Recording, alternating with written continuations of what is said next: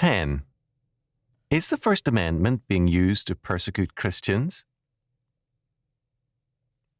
On hundreds of state college and university campuses across the country, a major threat faces campus religious ministries which are Christian.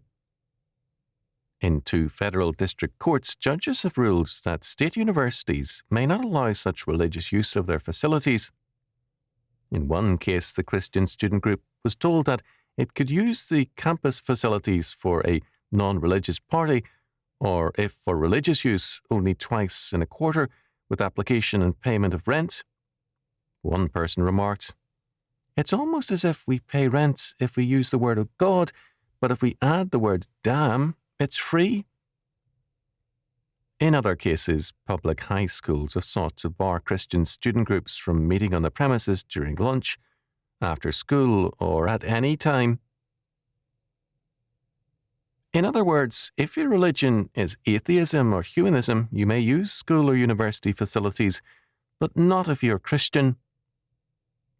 All this is done in the name of the First Amendment and the separation of church and state. But this is not all. When Christians in California organized as Californians for Biblical Morality, one newspaper called this a violation of the First Amendment. In other words, it is all right for homosexuals or prostitutes to organize for legal action, but Christians should be forbidden to attempt to influence politics. The plain implication is that anyone may have all the freedom he wants and use public infrastructure also, provided he is not a Christian. In the name of the First Amendment, freedom is denied to Christians.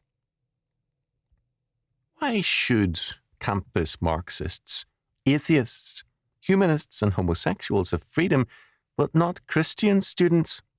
What kind of judges are we appointing to the bench that they use the First Amendment to deny freedom to Christians?